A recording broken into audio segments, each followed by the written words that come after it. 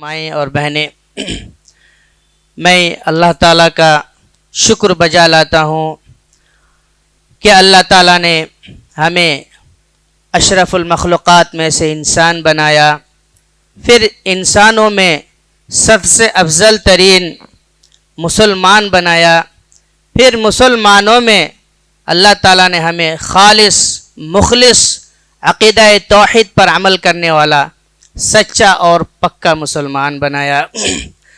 پھر میں لاکھوں کروڑوں درود شریف پیش کرتا ہوں ہمارے پیارے نبی احمد مجتبیٰ محمد مصطفیٰ صلی اللہ علیہ وسلم پر، جس نے اپنی پوری زندگی پوری انسانیت کی رشد و ہدایت، بھلائی اور جنت کے راستے پر لگانے کے لیے قربان کر دی۔ محترم سامعین، آج کے اس مجلس میں، اس جمعہ کے خطبہ میں میرا موضوع ہوگا اپنے گھروں کو قبرستان نہ بناؤ، اپنے گھروں کو قبرستان نہ بناؤ۔ محترم دوستو، ہر انسان کی خواہش ہوتی ہے، ہر انسان چاہتا ہے کہ اس کا گھر بہت عالی شان ہو، ماربلز اور ٹائل سے مزین ہو، 8-10 کمرے والا گھر ہو، بڑا گھر، ہال ایسا ہو کہ جس میں کرکٹ کھیلا جا سکے۔ لیکن محترم بھائیو، اس عالی شان گھر کا کیا فائدہ جس میں برکتیں نہ ہو، جس میں لڑائی جھگڑے ہوں، جس میں آپسی محبت نہ ہو، جس میں بچے نافرمان ہوں، جس گھر میں دن رات ناچ گانے اور فلمیں چلتی ہوں، جس گھر میں نمازیں نہ پڑھی جاتی ہو، تلاوت نہ ہوتی ہو، جس گھر میں رشتہ دار اور مہمان آنا پسند نہ کرتے ہوں، ایسے ہی گھروں کو قبرستان سے تعبیر کیا گیا۔ یعنی آپ کا گھر کتنا ہی عالی شان کیوں نہ ہو، لیکن میں نے ابھی جو صفات بیان کی، خراب صفات، یہ صفات اگر آپ کے گھروں میں ہوں گے تو ایسے ہی گھروں کو نبی کریم صلی اللہ علیہ وسلم نے قبرستان سے تعبیر کیا اور فرمایا کہ اپنے گھروں کو قبرستان نما مت بناؤ۔ اب ہمارے بہت سارے مسلمان بھائی بھولے والے اپنے گھروں کی ان پریشانیوں کو، ان مصیبتوں کو، ان آفتوں کو اور ان شیطانی وسوسوں سے اپنے گھروں کی حفاظت کے لیے اور اپنے گھروں سے جو ہے جادو اور ٹونا اور جنات اور شیطان کے اثرات سے بچانے کے لیے مختلف حربے استعمال کرتا ہے۔ بعض لوگ جو ہے پیر باباؤں کے پاس سے جا کر لال پیلے رنگ کے دھاگے، کالے رنگ کے دھاگے، نقشے، تعبیز اور جو ہے وہ نالائن شریف بولتے ہیں۔ نعوذ باللہ، نبی صلی اللہ علیہ وسلم کے پیر دنیا میں کہاں کہاں پہنچا دیے اور اپنے ہاتھوں سے لکھ کر، اور وہ پیر میں پھر جو ہے عربی لفظ، قرآن کی آیتیں، دعائیں وغیرہ اس پیر میں لکھتے ہیں۔ پیر کہیں قرآن لکھنے کی جگہ ہے؟ نعوذ باللہ۔ تو وہ بتاتے ہیں کہ یہ نبی صلی اللہ علیہ وسلم کے پیر کا نقشہ ہے، اس میں جو ہے پورا نقوش، آیتیں اور عربی الفاظ وغیرہ لکھے رہتے ہیں۔ تو یہ ساری چیزیں لا کر اپنے گھروں کے دروازے پہ لٹکا دیتے ہیں، دھاگا اپنے ہاتھ میں باندھتے ہیں، گلے میں لٹکاتے ہیں۔ اور بعض لوگ کیا کرتے ہیں، مزاروں اور آستانوں میں جا کر وہ لال پیلے اور ہرے رنگ کے کپڑوں سے لپٹا ہوا پتھر، ناریل، اچھا وہ ناریل کس میں بندھا ہوا رہتا ہے؟ وہ جو باباؤں کے اور ڈھونگی باباؤں کے جو جھڑے ہوئے بال ہوتے ہیں، گندے بال ہوتے ہیں، ان بالوں کے بنائے ہوئے رسی سے جو ہے وہ پتھر کو باندھا جاتا ہے، ناریل کو باندھا جاتا ہے۔ ان ناریل کو اور پتھروں کو لا کر اپنے گھر میں دروازے میں لگ کر، نعوذ باللہ۔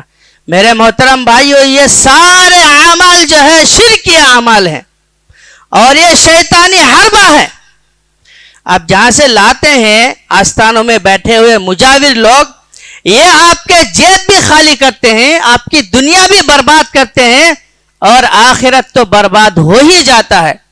تو لہٰذا اسلام نے جو ہے اپنے گھروں کی، اپنے دکانوں کی خیر و برکت کے لیے، اپنے گھروں کی حفاظت کے لیے بہت صاف ستھری تعلیمات دی ہیں، بہت صاف ستھری تعلیمات، ایسی تعلیمات جس کو آپ کو کرنے میں تکلیف بھی نہیں ہوگی اور آپ کو کرنے میں ایک پیسہ خرچہ نہیں ہوگا۔ تو میں آج آپ لوگوں کے سامنے گھروں کی خیر و برکت اور گھروں کی حفاظت کے لیے چند اعمال بتاؤں گا انشاءاللہ۔ سب سے پہلا عمل،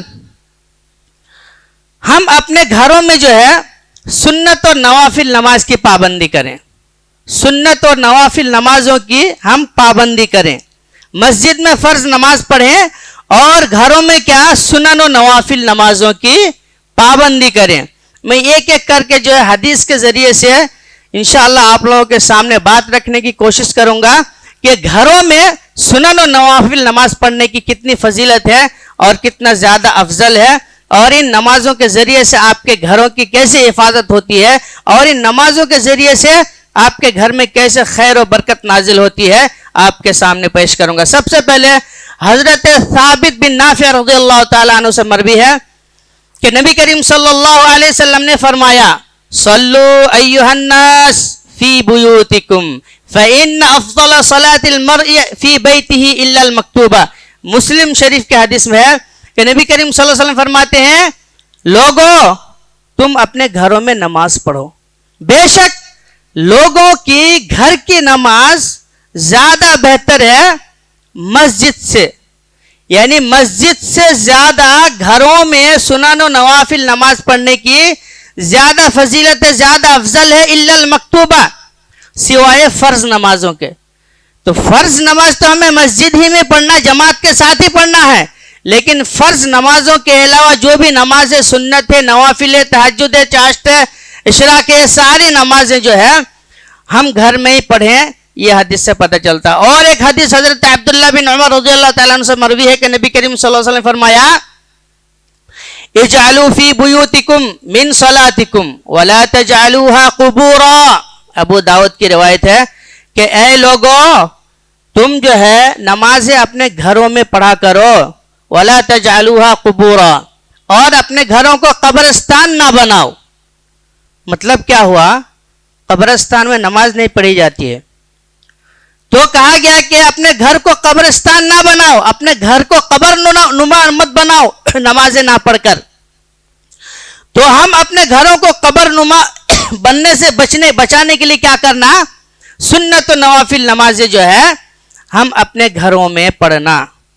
اور ایک جگہ ہے نبی کریم صلی اللہ علیہ وسلم فرماتے ہیں، صلاۃ احدکم فی بیتہ افضل من صلاتہ فی مسجدی ھذا الا المکتوبہ۔ یہ جو ہے الجامع الصغیر کی حدیث ہے۔ سبحان اللہ، اتنی بہترین حدیث سنت و نوافل نماز گھر میں پڑھنے کی۔ نبی کریم صلی اللہ علیہ وسلم فرماتے ہیں کہ تمہاری جو ہے گھر کی نماز، یعنی گھر میں پڑھی جانے والی سنت و نوافل جو نماز ہے وہ افضل ہے میری اس مسجد سے بھی زیادہ۔ نبی کریم صلی اللہ علیہ وسلم کی مسجد کون سی تھی؟ مسجد نبوی۔ فرماتے ہیں کہ مسجد نبوی سے بھی زیادہ افضل ہے گھروں میں نماز پڑھنا۔ اب آپ سوچ کر دیکھیے مسجد نبوی کی فضیلت کتنی ہے۔ ایک نماز جو ہے 1000 نماز کے برابر ہے، یعنی دوسری مسجدوں میں یا دوسرے جگہوں میں جو نماز پڑھی جاتی ہے وہ ایک نماز جو ہے ایک ہی کے برابر ہے، لیکن وہ نماز اگر مسجد نبوی میں پڑھیں گے تو ایک نماز کا ثواب جو ہے 1000 نماز کے برابر ہے، ایک رکعت نماز کا ثواب 1000 رکعت کے برابر ہے۔ تو فرماتے ہیں نبی کریم صلی اللہ علیہ وسلم کہ میری اس مسجد سے بھی زیادہ افضل اپنے گھروں میں نماز پڑھنا، الا المکتوبہ کہا گیا فرض نماز کے علاوہ، یعنی فرض نماز ہمیں مسجد اور مسجد ہی میں پڑھنا جماعت کے ساتھ، باقی جو سنن و نوافل نماز ہے وہ ہم گھر ہی میں پڑھنا۔ تو مسجد نبوی سے بھی زیادہ افضل اپنے گھروں میں سنت نماز پڑھنا ہے۔ اب اس کی بھی دلیل سن لیجئے۔ حضرت عبداللہ بن مسعود رضی اللہ تعالیٰ عنہ نبی کریم صلی اللہ علیہ وسلم سے پوچھتے ہیں، اے اللہ کے رسول، یہ سنت نماز ہے نا، کہاں پڑھنا زیادہ افضل ہے؟ گھر میں پڑھنا زیادہ افضل ہے یا مسجد میں؟ تو نبی کریم صلی اللہ علیہ وسلم کیا جواب دیتے ہیں؟ کتنا پیارا جواب ہے. الا ترى في بیتی ما اقربه الى المسجد فلان اصلي في بیتی. اللہ اکبر. کہا کہ تم میرا گھر دیکھتے ہو کتنا قریب ہے مسجد سے. نبی کریم صلی اللہ علیہ وسلم کا گھر جو ہے مسجد سے بالکل لگا ہوا تھا. کہتے ہیں کہ اتنا قریب میرا گھر مسجد سے لگا ہوا رہتا ہے، اس کے باوجود میں جو ہے سنت نماز گھر میں پڑھتا ہوں، مسجد میں نہیں پڑھتا ہوں. ایک قدم ہے، ایک قدم بڑھائے تو مسجد، ایک قدم باہر کیے تو گھر. نبی کریم صلی اللہ علیہ وسلم کا فرماتے ہیں میرا گھر اتنا قریب رہنے کے باوجود بھی دیکھو میں سنت اور نفل نمازیں جو ہے گھر میں ہی پڑھتا ہوں، مسجد میں نہیں پڑھتا ہوں. اور پھر کہا احب الی من ان اصلی فی المسجد الا ان تکون صلاۃ المکتوبہ. اور میں اس بات کو پسند بھی کرتا ہوں، مجھے پسند ہے کہ سنت اور نفل نمازیں جو گھر پر پڑھی جائے، مسجد میں نہیں. مسجد فرض نماز کے لیے ہے. اور ایک جگہ حضرت ام سلمہ رضی اللہ تعالیٰ عنہ فرماتی ہیں کہ ایک مرتبہ نبی کریم صلی اللہ علیہ وسلم عصر کی نماز کے بعد ام سلمہ رضی اللہ تعالیٰ عنہ کے گھر جاتے ہیں نبی کریم صلی اللہ علیہ وسلم اور 2 رکعت نماز پڑھتے ہیں.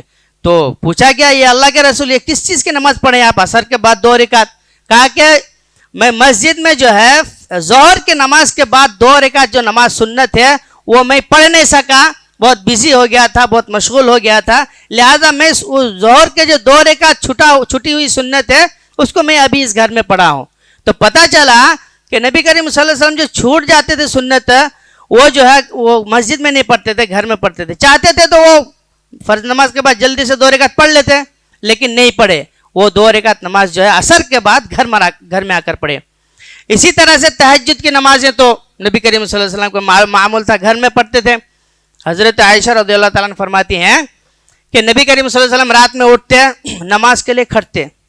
جگہ اتنی چھوٹی ہوتی، ہمارا روم ہمارا جو کمرہ اتنا چھوٹا تھا کہ جب نماز کے لیے کھڑتے تھے تو میرا سر جو ہے نبی کریم صلی اللہ علیہ وسلم کے سامنے ہوتا تھا، یعنی سجدہ کرنے کے لیے بھی جگہ نہیں ہوتی تھی.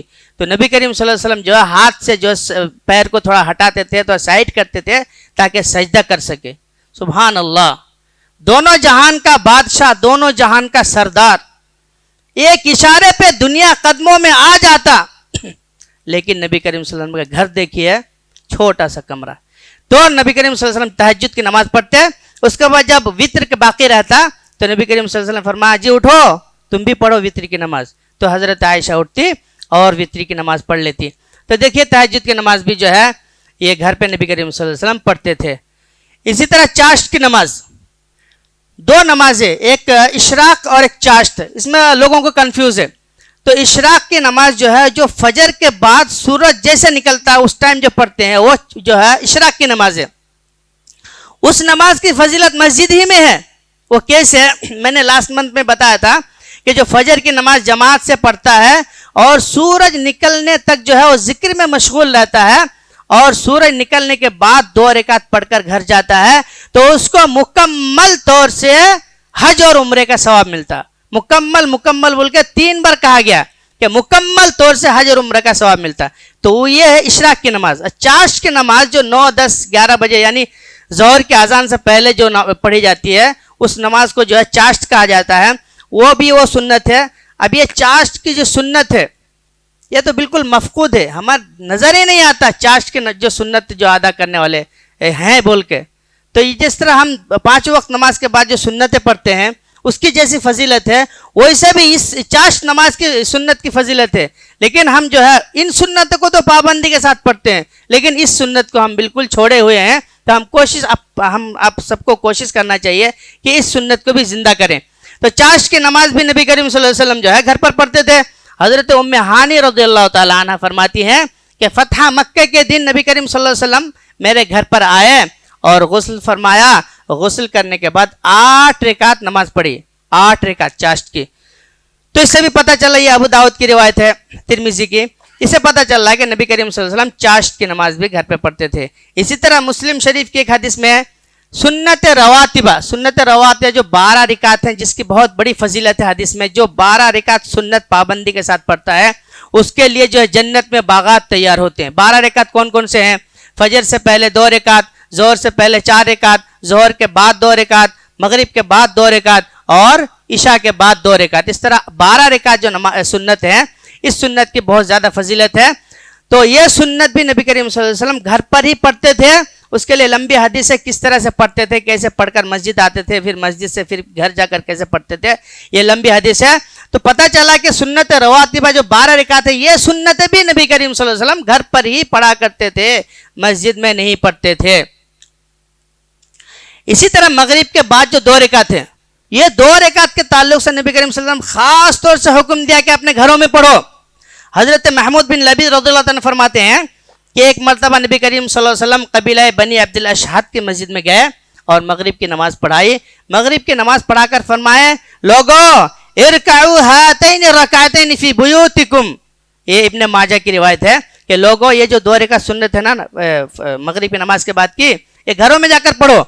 تو اس کا اثر یہ تھا، اس حکم کا اثر یہ تھا کہ حضرت عباس بن سہل بن سعد رضی اللہ عنہ فرماتے ہیں کہ حضرت عثمان رضی اللہ تعالیٰ عنہ کے زمانے میں مغرب کے نماز کے بعد جو ہے مسجد خالی ہو جاتی تھی. مغرب کی نماز کے بعد مسجد خالی ہو جاتی تھی، سارے لوگ گھروں میں چلے جاتے تھے، اور جو مغرب کے بعد کی جو 2 رکعت سنت ہے وہ گھر ہی پر ادا کرتے تھے. تو ہمیں بھی اس پر جو ہے عمل کرنا چاہیے. اچھا، یہ ساری چیزیں جو ہے سنت گھر پہ پڑھنے کا، اس کا حکمت بھی آپ جانتے ہوں گے، سن لیجئے. تربیتی نقطہ نظر سے بھی جو ہے ہم گھر پہ نماز پڑھیں گے تو اس کے بہت سارے فوائد ہیں. گھر کے ماحول کا اثر جو بچوں پر بہت زیادہ پڑتا ہے. گھر میں اگر دینداری ہو، گھر میں ماں باپ اگر اخلاق مند ہوں، ماں باپ کا چال چلن، ماں باپ کے گفتگو کا انداز، ساری چیزیں اگر اچھے ہوں تو بچے بہت جلدی اس کو کیچ کرتے ہیں. تو اور اگر ماں باپ اگر بے نمازی ہو، ماں باپ اگر بیڑی سگریٹ پینے والا ہو تو بچہ بھی کیا اس کی کوشش کرتا ہے.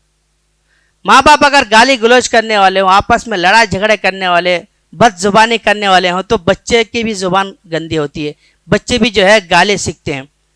ماں باپ اگر موبائل میں اور ٹی وی میں دن بھر مست رہے تو بچے بھی موبائل کے لیے ضد کریں گے، ابا مجھے بھی موبائل دو.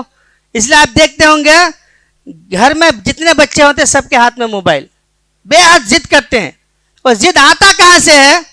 یہ ماں باپ جو ہے ٹی وی اور موبائل میں ہمیشہ بزی رہیں گے، جب بھی تھوڑا فرصت ملے موبائل، یعنی اس کا اوڑھنا بچھونا موبائل ہے. بچے کے ساتھ تھوڑا کھیلنا، بچے کو تربیت دینا، بچے کے ساتھ جو ہے ٹائم وقت دینا نہیں. تو اس طرح سے جو ہے بچے بھی اسی لائن میں جاتے ہیں. اگر آپ گھر پہ نماز پڑھیں گے اس کا فائدہ کیا ہے؟ اگر آپ کی بیوی اگر بے نمازی ہو تو آپ کو دیکھ کر وہ بھی ایک دن نماز پڑھنا شروع کر دے گی. اور بچے کو آپ سبحان اللہ 1 سال 1.5 سال کے بچے بھی آپ کے ساتھ آپ کی نقل کریں گے نماز پڑھنے کے. آپ 2 سجدہ کریں گے تو بچے 5 سجدہ کریں گے. وہ بچہ کبھی آپ کے امام بن جائے گا، بچہ رکوع کرے گا، ساری چیزیں حرکتیں دیکھ کے بچہ سیکھتا ہے. تو اس طرح کرتے کرتے 4-5 سال کے اندر بچہ نماز کا طریقہ سیکھ جاتا ہے. پھر جو ہے 7 سال تک وہ 7 سال کی عمر میں نماز پڑھنا شروع کر دیتا ہے پابندی کے ساتھ. بالغ ہونے کے بعد نماز چھوڑا جاتا بول کے وہ سوچ نہیں سکتا. اس کے بعد بلوغت سے لے کر بڑھاپے تک وہ بچہ پابند رہتا ہے نماز کا اور پابندی کے ساتھ نماز پڑھتا ہے. تو اس کی پوری زندگی یعنی بالغ ہونے سے لے کر بڑھاپے تک اس کی نماز کبھی جو چھوٹتی نہیں ہے. لیکن اگر آپ گھروں میں نماز نہیں پڑھیں گے، گھروں میں جو ہے نماز نہیں سکھائیں گے تو بچے جو ہے بچے کو مسجد کی شکل دیکھنے میں 10 سال لگ جائے گا. مسجد کی شکل، نماز کیا چیز ہے، نماز میں کیا ہوتا ہے، اس کو دیکھنے کے لیے صرف اس کی آنکھیں ترسے گی. 10-12 سال اس کو صرف یہ لگ جائے گا کہ نماز کس طرح سے پڑھا جاتا ہے.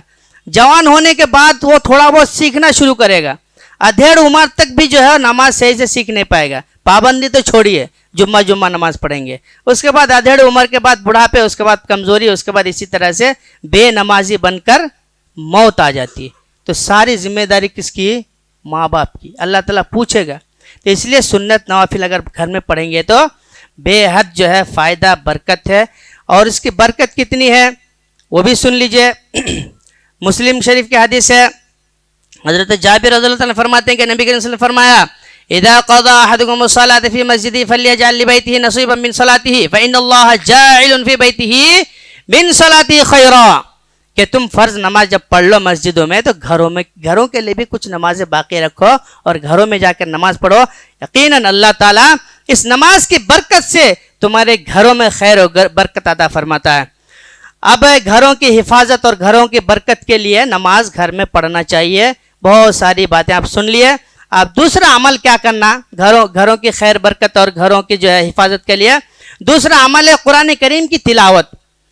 متفق علیہ حدیث ہے کہ حضرت براء ابن عازب رضی اللہ تعالیٰ عنہ سے روایت ہے کہ یہ لمبی حدیث ہے. ایک آدمی تھا، وہ گھر میں جو ہے رات میں تہجد کی نماز میں کھڑا ہوا اور سورہ کہف کی تلاوت شروع کی. سورہ کہف کی تلاوت کرتے کرتے دیکھا اچانک جو ہے اس کے سروں میں بادل جیسے سائے فگن ہو گیا. اس کے بازو میں گھوڑا بندھا ہوا تھا، وہ گھوڑا بدکنے لگا بادل کو دیکھ کر. پھر وہ تلاوت روک دیتا، پھر تھوڑی دیر کے بعد جب تلاوت شروع کرتا تو پھر بادل آ کر جو ہے اس کو ڈھانپنے لگتا. تو اس طرح 2-3 بار کیے تو دیکھا کہ وہ گھوڑا بدک رہا ہے. پھر دوسری روایت میں ہے کہ اس کے بازو میں اس کا ایک بچہ لڑکا جو ہے سویا ہوا تھا. تو اس ڈر سے اس نے تلاوت ختم کر دی کہ کہیں بچے کو گھوڑا کچل نہ دے. تو تلاوت ختم کر کے رات گزار کے جو ہے صبح نبی کریم صلی اللہ علیہ وسلم کے پاس جا کر اس واقعہ کو ذکر کیا.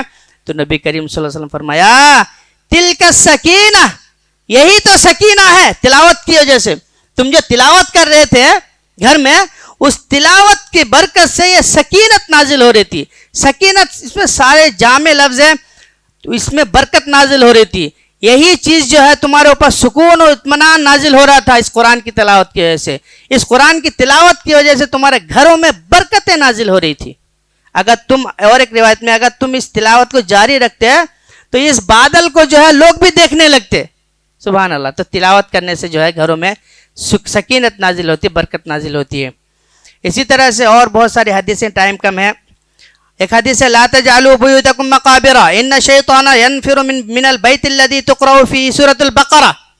جس گھر میں سورۃ البقرہ کی تلاوت ہوتی ہے، مسلم شریف کی حدیث ہے، اس گھر سے شیطان بھاگ جاتا ہے. ہم شیطان کو بھگانے کے لیے کیا کیا کرتے ہیں؟ پتھر لٹکاتے ہیں، جھنڈے لٹکاتے ہیں، نقشے لٹکاتے ہیں، کیا کیا کرتے ہیں. یہ ساری چیزیں اس کا کوئی ثبوت نہیں حدیثوں میں، یہ شرکی اعمال ہے. جو چیز حدیث میں ہے اس پر ہم عمل نہیں کرتے، اس کے بارے میں معلوم نہیں ہے. جو چیز نبی کریم صلی اللہ علیہ وسلم فرمائے یہ کام کرو، یہ عمل کرو، یہ عمل کرو تو تمہارے گھروں میں برکت نازل ہوگی. تمہارا گھر جو ہے حفاظت، تمہارے گھر کی حفاظت ہوگی. تمہارے گھر میں شیطان داخل نہیں ہوگا، تمہارے گھر پہ جادو اور جنات کا اثر نہیں ہوگا. تو جس چیز کے لیے نبی کریم صلی اللہ علیہ وسلم فرمایا یہ عمل کرو، اس سے تمہارا گھر حفاظت رہے گا، محفوظ رہے گا، تمہارے گھروں میں برکت نازل ہوگی. ان اعمال کو ہم نہیں کرتے ہیں، جانتے بھی نہیں ہیں، جاننے کی کوشش بھی نہیں کرتے ہیں. اور اگر کہیں سن بھی لیے خطبہ وغیرہ میں تو بولے کہ کیا نئی بات لگ رہی ہے، وہ چھوڑ دیں گے بھلا کے، پھر وہی شرک اور بدعت میں پڑ جائیں گے. لہٰذا میرے دوستو، ان جو بدعت و خرافات کے جو اعمال ہیں، طریقے ہیں، ان کو چھوڑ دیجئے اور جو اسلام کا صاف ستھرا عمل ہے اس پر عمل کیجئے، طریقہ ہے اس پر عمل کیجئے. نمبر 3، گھر کی خیر و برکت اور گھر کی حفاظت کے لیے تینوں عمل جو ہے ذکر و اذکار کرنا گھر میں. مسلم شریف کی حدیث ہے مثل البیت الذی یذکر اللہ فیہ والبیت الذی لا یذکر اللہ فیہ مثل الحی والمیت. جس گھر میں ذکر و اذکار ہوتا ہے اس گھر کی مثال، اور جس میں ذکر و اذکار نہیں ہوتا اس کی مثال مردے اور زندے کی ہے. مردہ اور زندہ. جس گھر میں ذکر نہیں ہوتا گویا کہ وہ گھر مردہ ہے، مردہ خانہ ہے. آپ مردہ خانے میں کبھی جا سکتے ہیں، رات میں رات بتا سکتے ہیں؟ تو مردہ خانے کی طرح ہے وہ گھر جس میں اللہ کا ذکر نہ ہوتا ہو. اور جس گھر میں اللہ کا ذکر ہوتا ہے وہ گھر زندہ ہے، اور زندہ لوگوں پر اللہ کی برکت نازل ہوتی ہے. زندہ لوگ ہی عمل کرتے ہیں، جو مر جاتے ہیں وہ قبرستان میں چلے جاتے ہیں. تو اگر ذکر نہیں ہوتا گویا کہ آپ کا گھر قبرستان ہے، اس لیے کہ آپ کے گھر میں ذکر نہیں ہو رہا ہے. چارواں عمل جو ہے اب چارواں اور آخری عمل ہے کہ آپ جب بھی گھر میں داخل ہوں تو سلام کر کے داخل ہوں. جب بھی اپنے گھروں میں داخل ہوں، چاہے آپ کے سامنے چھوٹا بچہ ہو، چاہے آپ کے گھر کے سامنے کوئی بھی ہو، آپ سلام کیجئے اور گھر میں داخل ہونے کی دعا پڑھیے. قرآن کی آیت ہے سورۃ النور آیت نمبر 61 میں اللہ تعالیٰ ارشاد فرماتے ہیں فَإِذَا دَخَلْتُمْ بُيُوتًا فَسَلِّمُوا عَلَىٰ أَنفُسِكُمْ تَحِيَّةً مِّنْ عِندِ اللَّهِ مُبَارَكَةً طَيِّبَةً. جب بھی تم اپنے گھروں میں داخل ہو تو سلام کر کے داخل ہو. یقیناً یہ جو سلام ہے یہ اللہ تعالیٰ کی طرف سے نازل کردہ ایک خیر، دعائے خیر ہے جو بابرکت ہے اور پاکیزہ ہے. سبحان اللہ.